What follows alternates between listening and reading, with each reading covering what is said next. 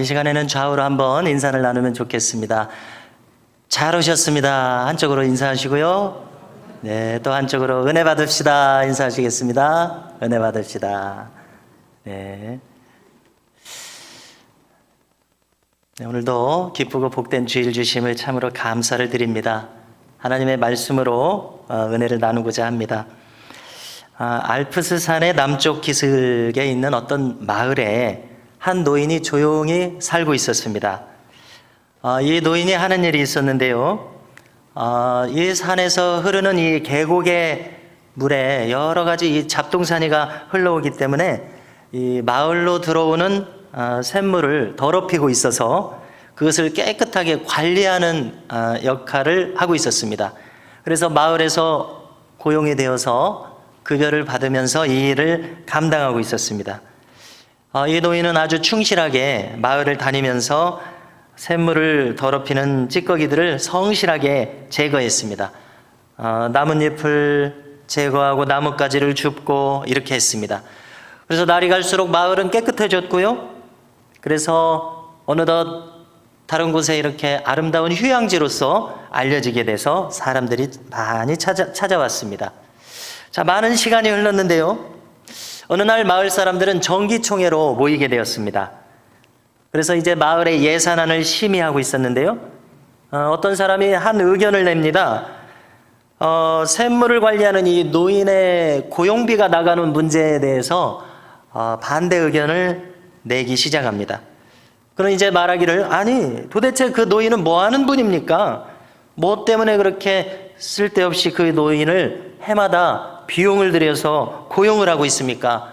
우리 마을에 이제 샘물은 더 이상 더럽지도 않으니까 그 사람을 더 이상 고용할 필요가 없는 것 아닙니까? 이렇게 말했습니다. 그래서 결국 그날 총회에서 그 노인은 해고가 되고 말았습니다. 여러분 이제 어떻게 되었을까요? 자, 그 후에 이제 그 마을의 샘물에 좀 얇게 불그스레한 갈색 이끼가 조금씩 생겨나기 시작했습니다.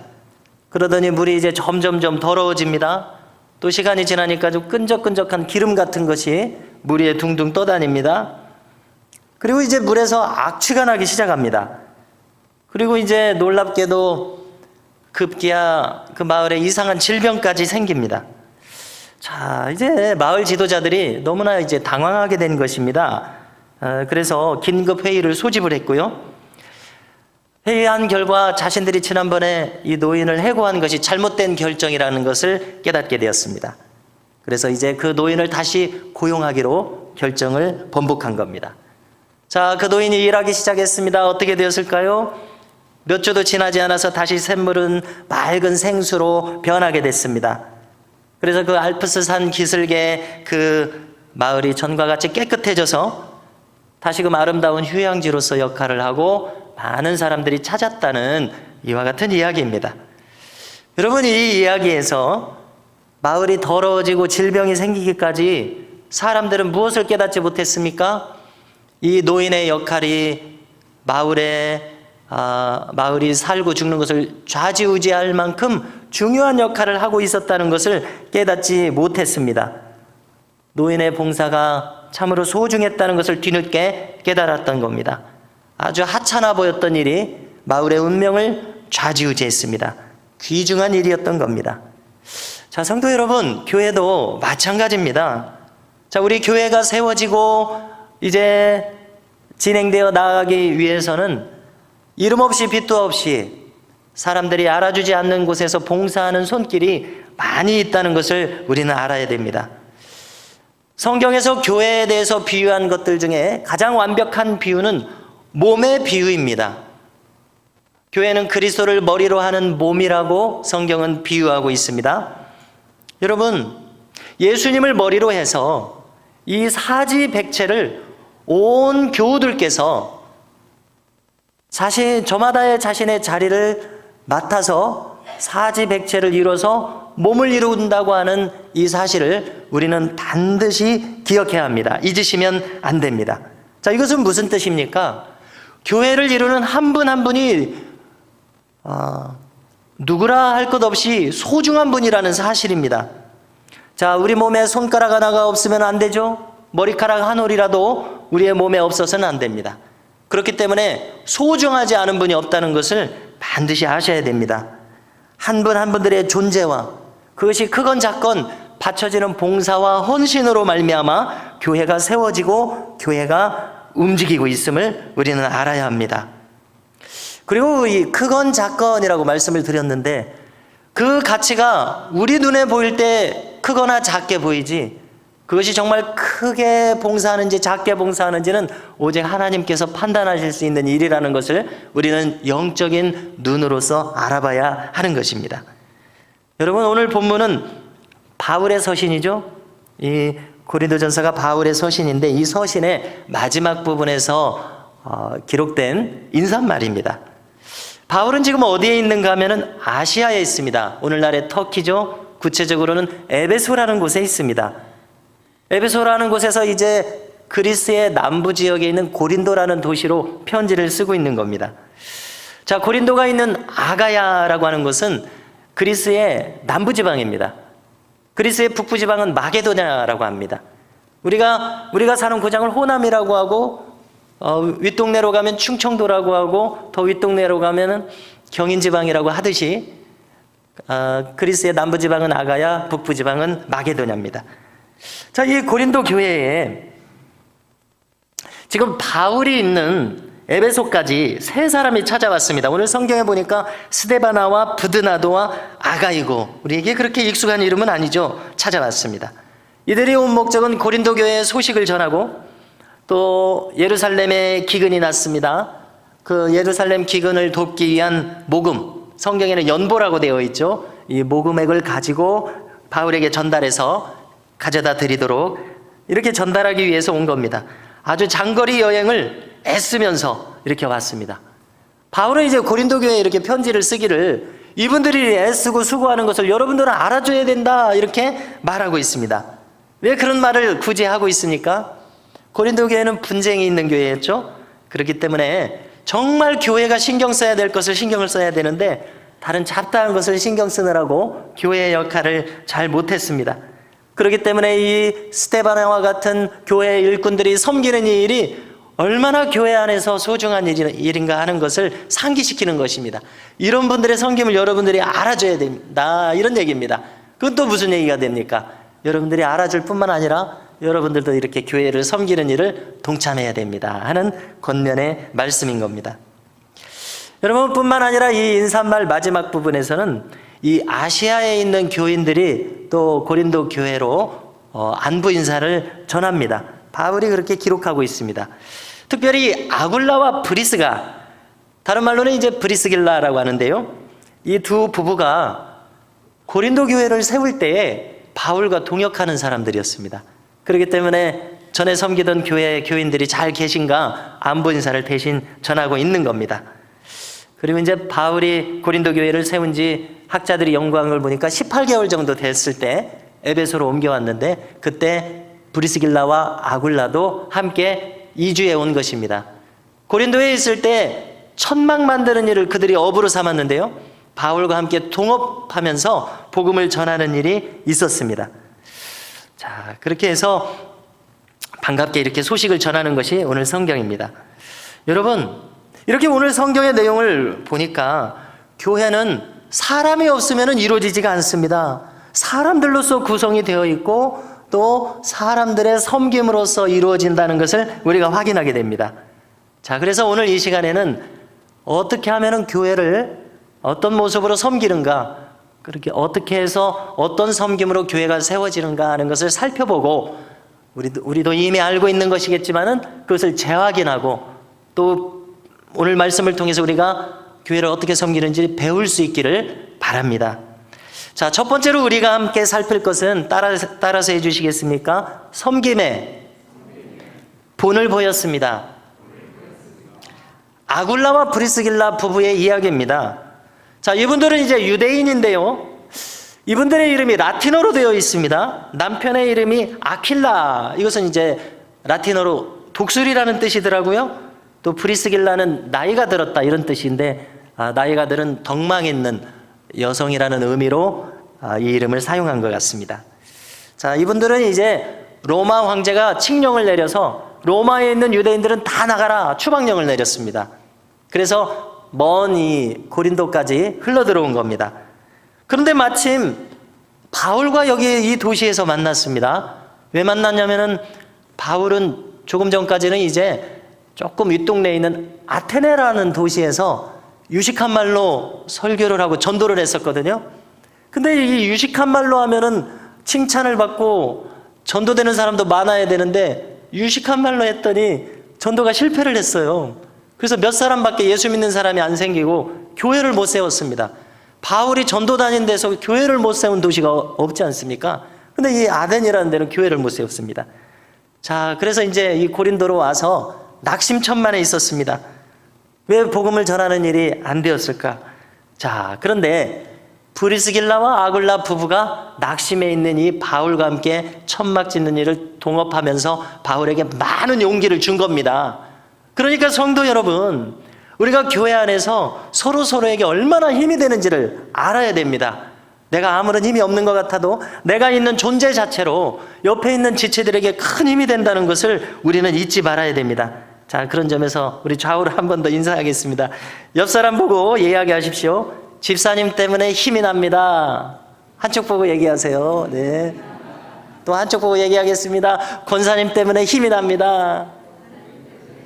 예, 사실입니다. 이것이 사실입니다. 저부터가 그렇습니다. 우리 교우들을 이렇게 뵈니까 힘이 나고요. 우리 교역자들과 함께 동역하는 것이 얼마나 큰 힘이 되는지 모르겠습니다. 이게 지체들이 존재 자체로 힘이 된다는 사실을 여러분들이 얼마나 뼈저리게 아시는지 모르겠습니다. 자, 여러분, 이 아굴라와 브리스길라는 바울에게 힘을 줬을 뿐만이 아니라 고린도 교회를 여기서 이제 같이 세우는데요, 자기네 집을 예배 장소로 내줬습니다. 모여서 예배를 드려야 되잖아요. 그래서 이제 초대교회를 종종 가정교회라고 부릅니다. 오늘날과 같은 이런 건물로부터 시작한 것이 아니라 가정에서부터 시작했습니다. 당연한 것 아니겠습니까? 그래서 오늘날도 이제 부목사님을 오래 하시다가 개척하시는 분들이 아파트 가정집에서 또 단독주택에서 개척을 하는 겁니다. 그런 식으로 교회를 세우기 시작합니다. 여러분, 생각해 보면은 참 하나님의 섭리가 너무나 놀라운 것이 무엇인가 하면은 이 아굴라 브리스길라 부부가 로마에서 지금 쫓겨왔잖아요. 추방당해서 쫓겨왔거든요. 그러니까 이것은 좋은 일입니까? 안 좋은 일입니까? 추방당했으니까 뭐가 그렇게 좋은 일이겠습니까? 직장도 새로 마련해야 되죠. 지금까지 터를 잡았었던 그 터전을 다 버리고 와야 되죠. 이 좋은 일일 리가 없죠. 자, 그런데 하나님의 섭리가 놀랍다는 것은 무엇입니까? 거기서 이렇게 터전을 다 버리고 왔더니 여기서 고린도 교회를 세우는 일에 쓰임을 받으라는 것입니다. 할렐루야. 그렇기 때문에 우리가 표면적으로 별로 안 좋은 일이 일어났다고 해서 낙심할 것이 아니라는 것을 알 수 있습니다. 하나님은 뭔가 우리가 알지 못하는 새로운 계획을 가지고 있으시기 때문에 그렇습니다. 뭔가 새로운 하나님 나라의 역사를 우리를 통해서 이루실 것이기 때문에 그렇습니다. 그러니까 여러분들 의심하지 마십시오. 내가 주 안에 있느냐 없느냐가 중요한 문제지, 내가 주 안에 있기만 하면 하나님께서 우리를 처소를 옮기셔서 새로운 일을 일으키신다는 것을 반드시 기억하시기 바랍니다. 자, 그리고 이제 그 다음은 또 어떤 내용으로 전개가 되냐면은 18개월 만에 바울과 브리스길라 아굴라 부부가 이제 바다 건너서 에베소로 옮겨간 겁니다. 고린도 교회에서 1년 반 만에 옮겨갔습니다. 자, 그런데 오늘 말씀 15절을 보면 참 특별한 것이 기록되어 있습니다. 읽어드리겠습니다. 형제들아, 스데바나의 집은 곧 아가야의 첫 열매요. 아가야는 그리스 남부 지역이라고 그랬죠. 이 아가야의 첫 열매요. 또 성도 섬기기로 작정한 줄을 너희가 아는지라 말씀합니다. 자, 이 말씀을 통해서 우리는 무엇을 알 수 있습니까? 이 스데바나라고 하는 사람은 이제 스데반하고 이름이 같은데, 스데반은 면류관이라는 뜻이거든요. 자, 왕은 왕관이 헬라어로 따로 있습니다. 디아 뭐 이런 이름이 따로 있는데, 스데반이라고 하는 관은 면류관인데 마라톤 같은 경주에서 1등을 하면 주는 상으로 주는 관입니다. 자, 보통 사람 이름대로 그의 인생이 펼쳐지는 경우가 많은데, 이 스데반은 정말 이 아가야 고린도 교회에서 처음 예수를 믿은 첫 열매인 것을 보니까 자기 이름값을 하고 있어요. 자, 뿐만 아니라 더 놀라운 것은 지금 브리스길라와 아글라가 자기 집을 내줘서 교회에서 예배를 드리도록 했잖아요. 근데 여기 이 스데바나 집 사람들이 그 뒤를 바통을 이어서 자기네 집을 내줘서 예배를 드리게 하는 이런 놀라운 일들이 이어지고 있습니다. 그것을 사도 바울은 성도 섬기기로 작정했다고, 그들이 그렇게 작정했다고 여기서 기록하고 있는 겁니다. 여러분, 누구의 본을 따른 것입니까? 에베소로 떠나간 아굴라와 브리스길라 부부의 본을 따른 것 아닙니까? 자, 저는 이 스데바나의 집 사람들 전부가 적극적으로 이 고린도 교회를 세우는데 섬겼을 것이라고 생각을 합니다. 그리고 특별히 자기들의 집을 예배 장소로 제공했을 것이라고 지금 추측을 하는 겁니다. 여러분, 아굴라와 브리스길라가 이제 떠나갔으니까 모일 장소가 필요하잖아요. 누군가는 집을 내줬을 겁니다.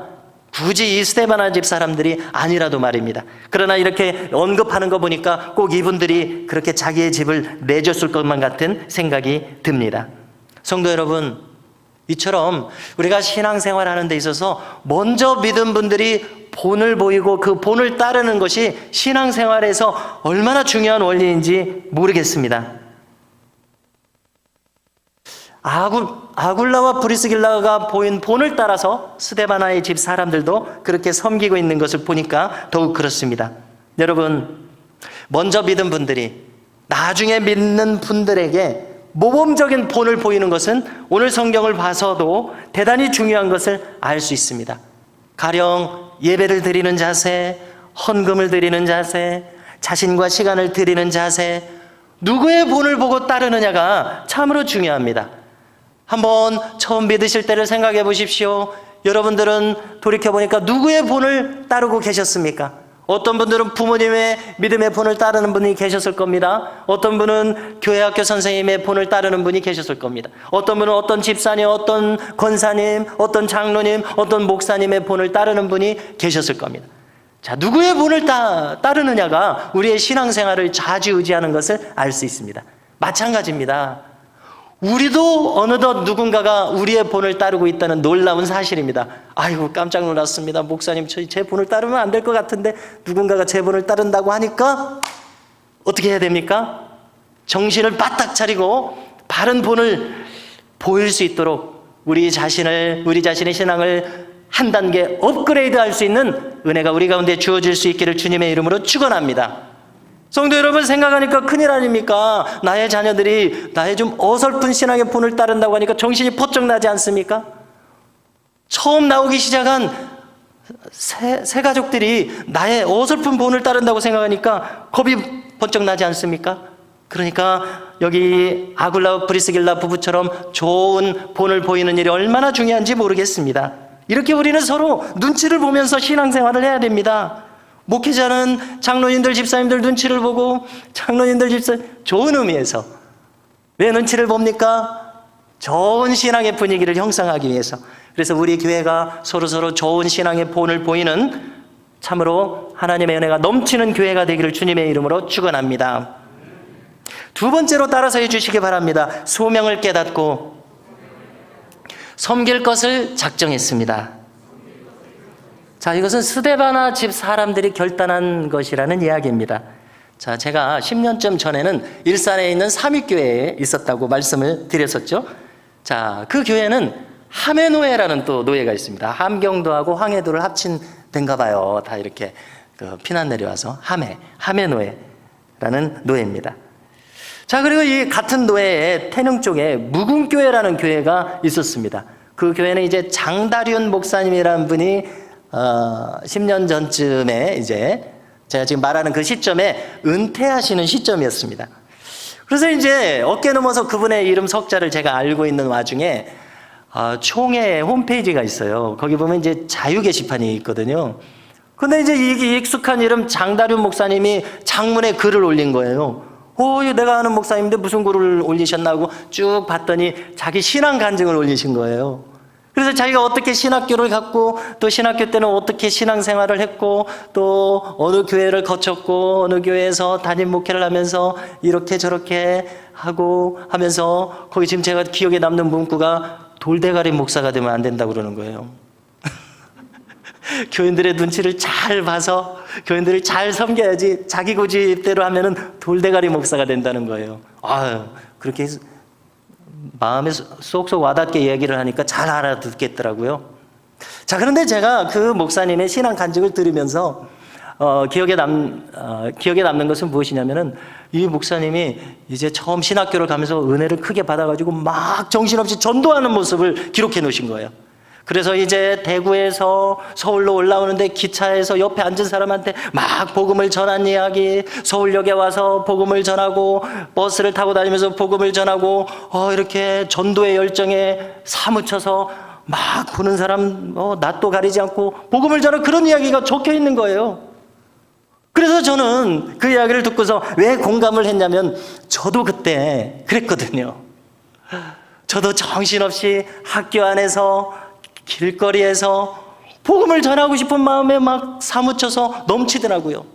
그래서 제가 20살 때쯤에 저희 집사람이 그 즈음에 저한테 그러는 거예요. 나 너 버스에서 전도하는 거 봤다? 부안해서요. 그러다 이제 서울에 올라갔더니 제 이제 국민학교 여자 동창 하나가 재수하러 이제 서울에서 다니고 있어서 가끔 이렇게 친구들끼리 봤을 때 얘기하는 거예요. 야, 나 너 신촌에서 지하철에서 전도하는 거 봤어. 여러분, 학교 안에서, 거리에서, 지하철에서, 버스에서 복음을 전하고 싶은 그런 이제 열정이 넘쳐나더라고요. 그래서 저는 저만 좀 제가 이상해지는 거 아닌가, 내가 너무 과한 거 아닌가, 그런 생각을 했었거든요. 그랬더니 다른 목사님들도 그런 과정을 거쳤더라고요. 하나님께서 성령의 은혜를 부어주시니까 전하지 않으면은 견딜 수 없는 그런 마음을 주시는 거예요. 그래서 저도 학교 안에서 매일 찬양 전도를 했습니다. 아침 8시에서 8시 45분까지는 신학관에 이제 기도실이 있거든요. 거기서 다른 친구들하고 막 기도를 하고요. 8시 45분에서 9시까지는 이제 1교시 시작하기 전에 학교 안에 한가운데 언더우드 선교사 동상이 있습니다. 이렇게 손을 뻗쳐가지고 어서들 등록금들 가져오시오, 이런 모양새로. 그 앞에서 이제 찬양 전도를 하는 거예요. 기타를 치고 아이들하고 이렇게. 저 정문은 한 200~300m 백양로라고 하는 정문이 있거든요. 그러면 그 앞에서 찬양으로 전도를 하는데 군대 가기 전에 2년, 군대 갔다 와서 2년, 그래서 이제 90년도에 입학해서 97년도에 졸업을 했으니까 횟수로는 7년이지만 아무튼 군대 빼고 졸업할 때까지 그렇게 한 거예요. 그렇게 하자고 친구들이 했을 때, 하고 싶은 마음이 들었을 때 저는 2번도 생각을 안 했습니다. 그게 옳다고 생각을 했습니다. 하나님이 기뻐하신다고 생각을 했습니다. 그래서 아무튼 횟수로는 7년을 했는데 제가 이제 100세 시대를 생각할 때 이제 반환점을 돌고서 나머지 생애를 살아야 되는데 가만히 지금 한 주간 동안 생각을 해봤습니다. 나의 인생의 가장 아름다운 순간은 무엇인가? 가장 남는 시간은 무엇인가? 라고 했을 때 막 이렇게 좌절하고 낙심하고 우울증이나 열등감 근처에 가서 괴로워하고 있는 그런 순간들이 아니라 나 자신을 하나님께 드려서 이렇게 하나님 앞에 영광스럽게 내 마음에 어떤 거리낌도 없이 하나님께서 인도하셨다고 생각해서 그렇게 전도했던 순간들이, 이 순간들이 영원한 시간이구나, 영원히 남는 순간이구나 하는 그런 확신을 갖게 되더라, 이 말입니다. 여러분, 여러 가지로 이 내용을 이야기할 수 있겠지만 제 뇌리에 남는 생각은 로마서 12장 1절이었습니다. 뭐라고 되어 있습니까? 너희 몸을 하나님이 기뻐하시는 거룩한 산제물로 드리라, 그 말씀이잖아요. 그런 말씀이 떠오르면서 내가 산순교를 한 것 같다는 생각이 들었습니다. 같은 신학까지만은 다른 아이들이 중식이는 광신자 그쪽인 것 같아, 이렇게 이야기하는 얘기도 들었고요. 교수님들이 여기 점점 기도실에서 기도 소리는 높아지는데 입학생들 성적은 점점 낮아지는 것 같아, 이런 소리도 하는 것을 들었습니다. 여러분, 그런데 저는 다른 사람들이 뭐라고 이야기하는 것을 전혀 개의치 않았습니다. 왜냐하면 하나님께서 기뻐하신다는 생각이 들었기 때문에 그렇습니다. 자, 지금 이야기를 나누는 것은 이것입니다. 하나님께서 그렇게 하기를 원하시는 마음이 들었을 때 제가 아멘 하고 응답하면서 나아갔다는 사실입니다. 그렇게 해야 할 필요성을 느꼈기 때문입니다. 두 번 생각하지도 않고 그렇게 했습니다. 오늘 말씀을 보니까 여기 스데바나 집 사람들도 그렇게 했으리라고 생각합니다. 브리스길라와 아굴라 부부가 떠났을 때 그들은 누군가 이제 예배 처소가 필요한데 그럼 우리 집을 내드려야 되겠습니다 라고 두 번도 생각하지 않고 이 부르심에 응답했을 것이라는 추측을 해보게 됩니다. 이분들이 아니더라도 마찬가지입니다. 다른 집이 했더라도 마찬가지입니다.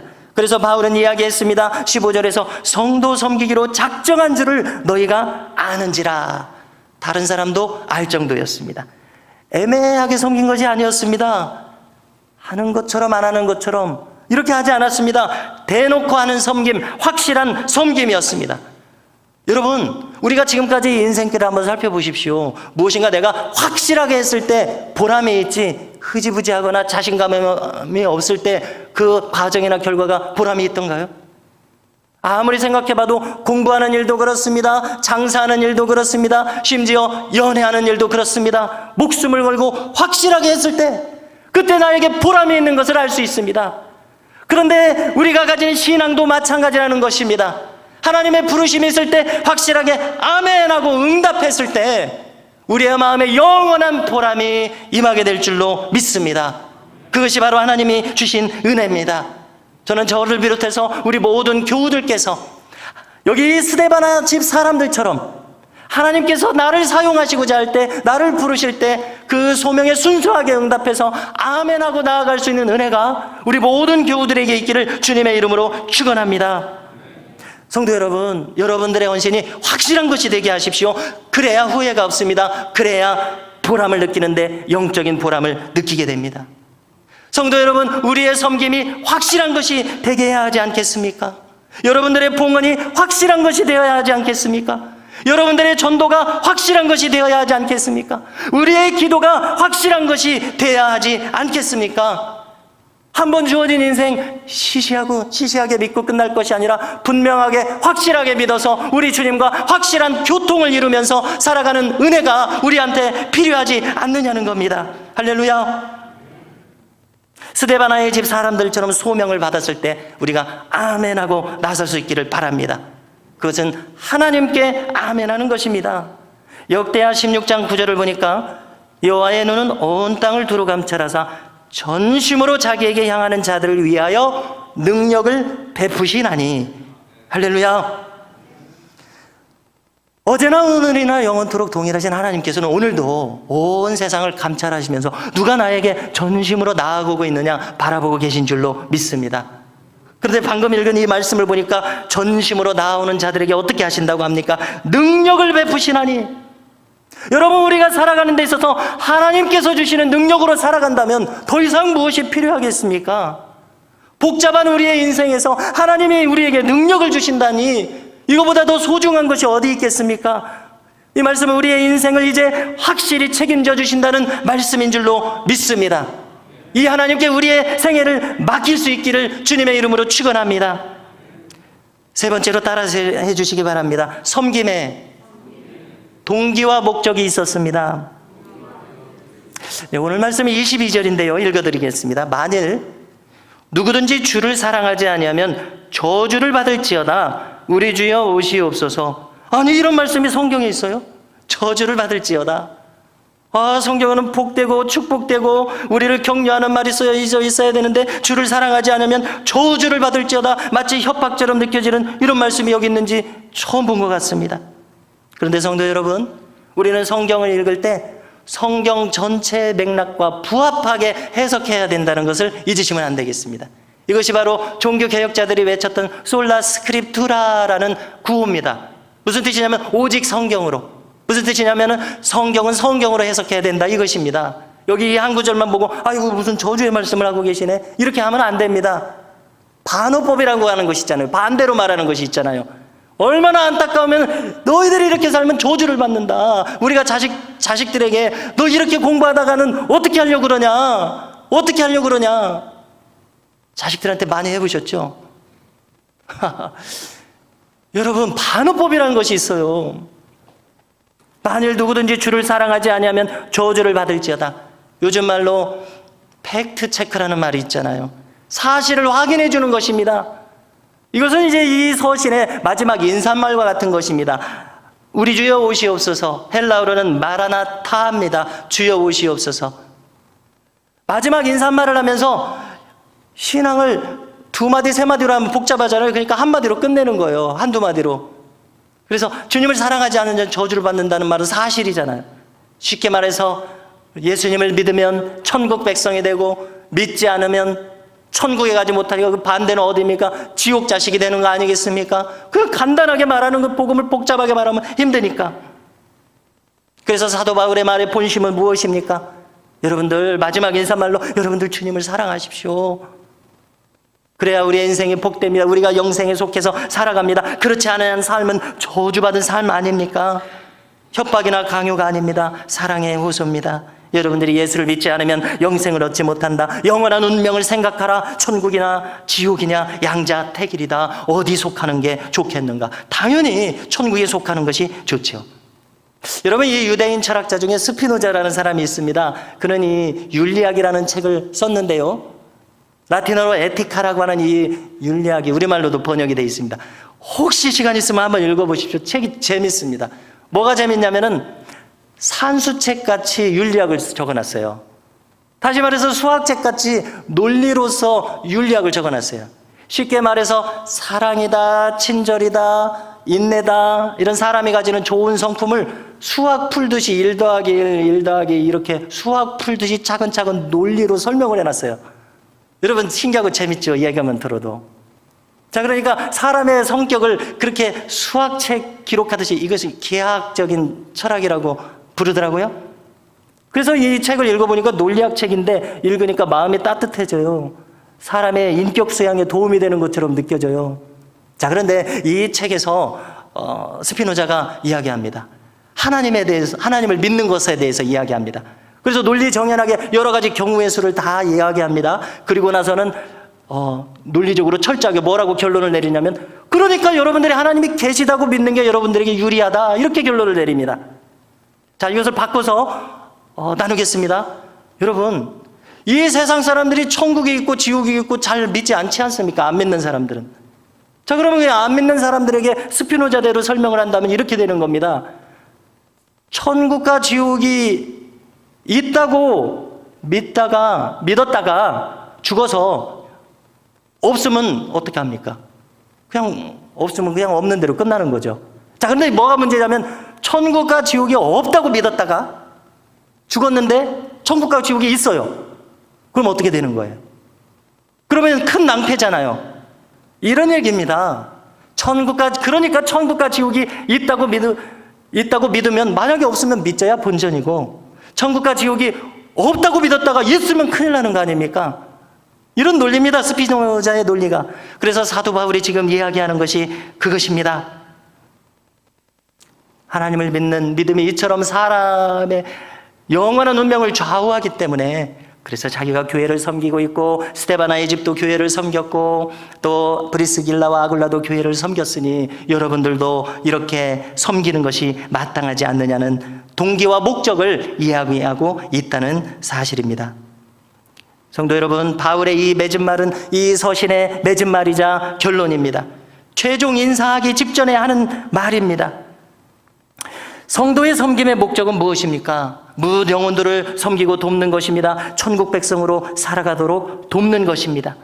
그래서 자기 집을 예배 처소로 내놨습니다. 영혼 구원하는 일에 쓰임이 되도록 봉헌을 합니다. 시간을 드립니다. 구제와 선교를 합니다. 예배를 드립니다. 여러분, 스데바나의 집은 성도 섬기기로 작정한 집이었습니다. 바울은 호소합니다. 이런 사람들을 알아주라. 그동안 교회에서 여러 가지 분쟁과 혼란이 있어서 여러분들이 정말 신경 써야 할 것을 신경 쓰지 못했는데, 바로 이처럼 하나님 앞에서 충성하고 교회를 위해서, 하나님을 위해서 섬기는 것이 얼마나 소중한 것이냐 하는 것을 여러분들이 깨달아야 한다, 이 말씀입니다.